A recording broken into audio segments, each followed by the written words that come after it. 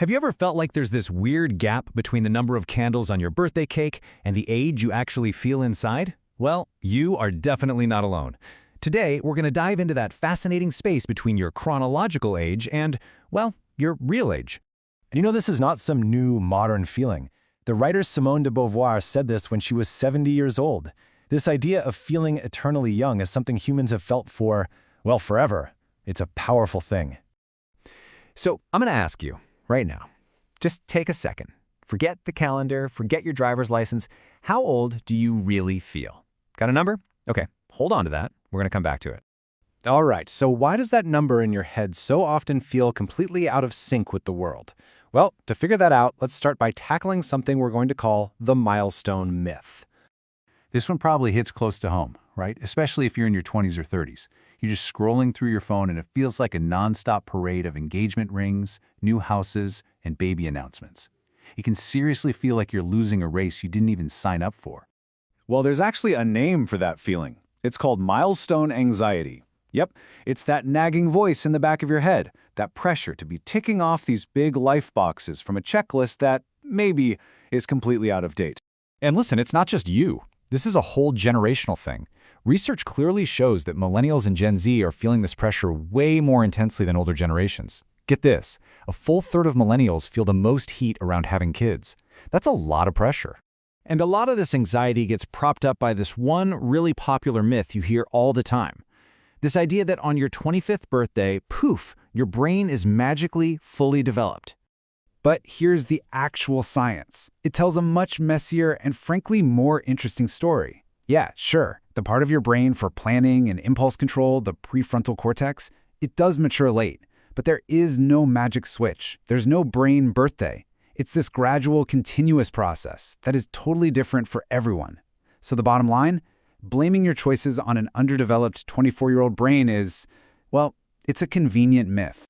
Okay, so the big takeaway so far is that this whole societal timeline for adulthood, it's kind of an illusion.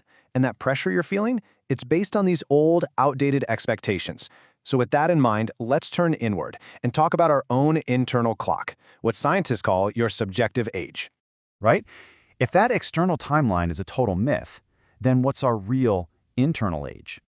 And that brings us right back to the core idea of subjective age. That's the number you thought of at the very beginning. It's simply your internal sense of how old you are. And it turns out it can be a really powerful force in your life. Now, it's really important to make a quick distinction here. Feeling younger is not the same thing as age regression. That's a clinical term for a psychological defense mechanism that's often linked to trauma. Your subjective age, on the other hand, is a totally normal, everyday part of who you are. Okay, check out this illusion. It's a great way to think about this. It's called perceptual constancy. Your brain just knows a door is a rectangle, right? Even if you're looking at it from a weird angle where it looks like a trapezoid, your brain corrects for that. Well, some scientists think our minds might be doing the exact same thing with our age, constantly adjusting how we feel to fit a reality that just makes more sense to us. So let's see how this actually plays out across our lives. Because feeling younger isn't just a thing for young people. In fact, it gets way more noticeable as we get older. Just look at this number. Research shows that once you hit 40, people in North America feel, on average, 20% younger than their actual age. So a 50-year-old, they might feel 40. A 60-year-old, they probably feel more like 48. So, is this a new thing, or have we always kind of felt this way? Let's take a look at the data. And you gotta see this. This data from the German Aging Survey is just fascinating. It shows that generations born later actually feel younger than previous generations did at the same age. And they hold on to that feeling for longer. See these solid lines? They're lower and flatter. That means a more stable, more youthful subjective age. So what does all of this mean? It means we're living through what they call a subjective rejuvenation effect. It's this huge historical trend where, as a whole society, we're all feeling younger than ever before. So we're all feeling younger, and that sounds awesome, right? But is it really that simple? Let's look at the other side of this, because it turns out it's kind of a double-edged sword. Is it always a good thing to feel younger than you are? Let's dig into the pros and the cons. Okay, this is maybe the single most important takeaway. It's not about the age you feel, it's all about your attitude toward aging. One study found that if you feel older than you are but you have a positive outlook on getting older, it has no negative effect on your well-being. The problem only pops up when you feel older and you think getting older is a bad thing. So let's break it down. The upside of feeling young is massive. We're talking better health, higher well-being, even a longer life. The potential downside, though?